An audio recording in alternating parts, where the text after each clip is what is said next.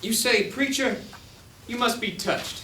That's foolishness. How can anybody run off and leave himself? I say, don't ask me. You're the one who's done it. You've kept the worst and thrown away the best.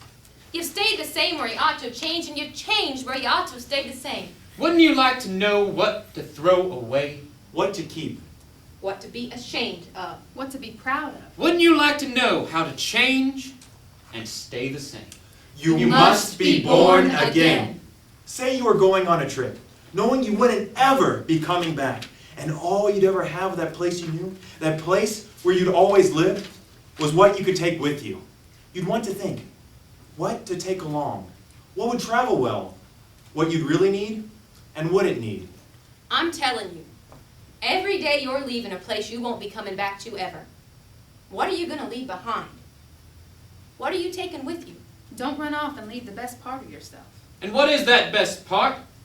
It's spirit. Yes. I tell you, I know places in these mountains, back off the big roads, up the coves and hollers, old home places with barns and apple orchards, cattle gaps, haunted spirits, spirits of people who left there, taking everything with them but their spirits. For their spirits wouldn't leave that place, and their spirits are there yet, like half-wild dogs or cats that will live on around a place after the people are gone.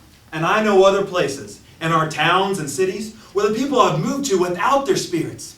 Do you believe in signs? I do. I believe in signs. And when I see people living in dirt, living in filth and trash, I believe it's a sign. I believe it's a sign the spirits of those people are living somewhere else.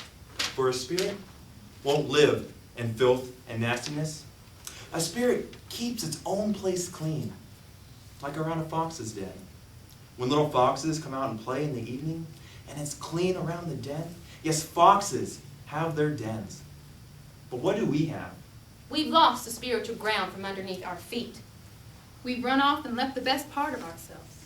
We've moved to the cities, moved to town, and left our spirits in the mountains to live like half-wild dogs around the home place. Preacher, we have to change.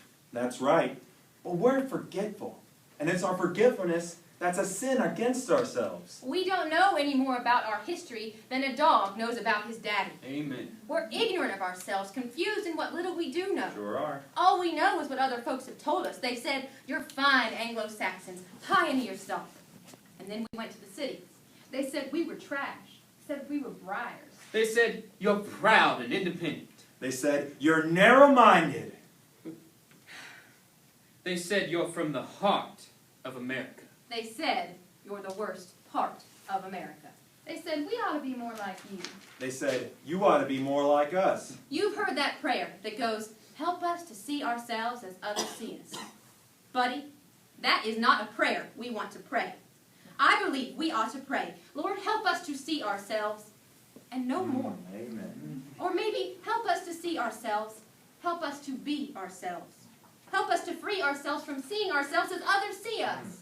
I know it's hard to turn loose of that old self, that confused self. You think that's the only thing I am, what someone else has told me I am. I've hung there, I know. I've twisted in that wind, but you can turn loose. You can do it. One dark night in the fall of the year, a man went out to coon hunt, went by himself. His dogs, they struck a trail, and he followed up the ridge, stopping to listen, moving on, moving through the dark. And when his dogs barked, treed over yonder, he hurried on through the bush, moving faster and walked right over a cliff. You'll do that in these mountains if you're not careful. Well, he managed to grab hold as he went over. A little twisty, runty tree was growing out from a crack in the cliff, and he hung by it, held out in the dark. But he couldn't do anything but just hang there. He couldn't get back up. There wasn't footing.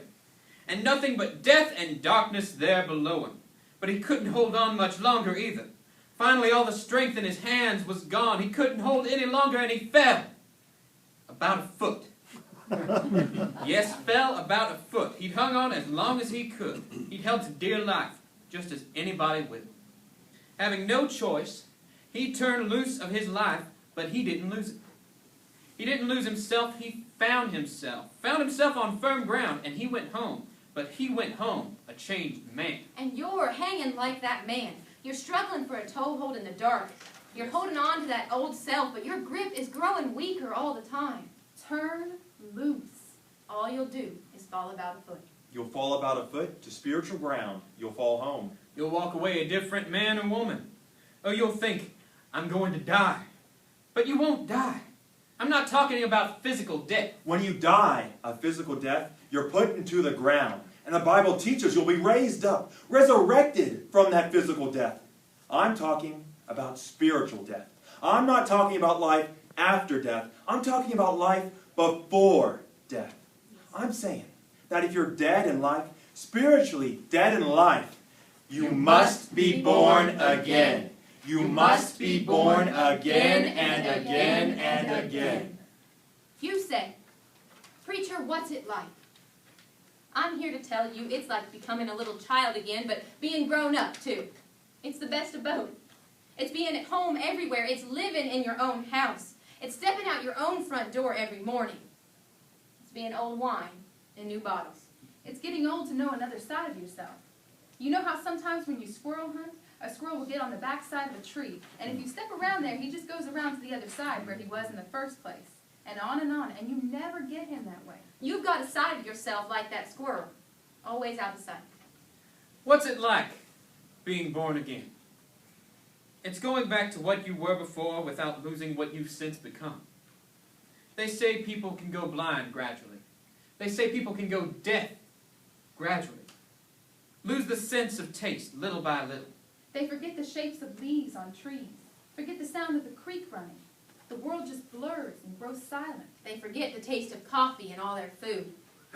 Now, what would it be like if that sight were given back? If they heard the creek running again, or a crow call, if suddenly they could taste their food again, something is restored to them, a richness. They found something they didn't even know they'd lost. They're born again to sights and sounds and tastes. Oh, you must be born again. Do you remember back when you were little and wore brogans or heavy shoes all through the winter? And do you remember that first day in spring when you took them off and started going barefoot? The air was warm, but the ground was still so cool. Your feet were white and tender, but you felt light-footed. You had good wind, and you felt like you could fly right off the earth. You must be born again. The crowd had scattered now. The street was almost empty when he finished. He stood a moment, like a blind man smiling, gazing past people he spoke to. Then he reached out, as if to gather something in, and raising his hand higher still, he blessed an invisible crowd on the sidewalk.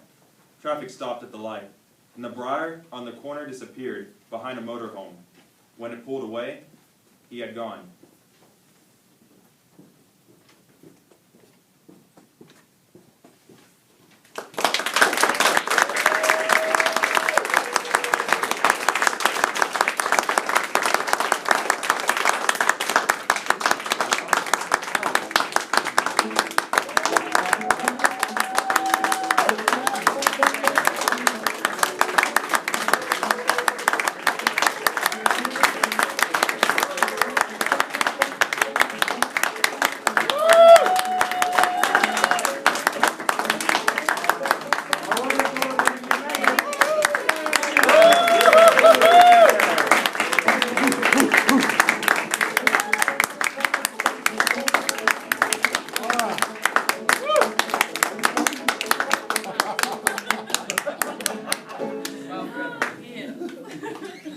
Thank you all for coming out. I really appreciated it. I hope you all enjoyed yourself. It's great. Tell everybody how much fun you had. Thank you.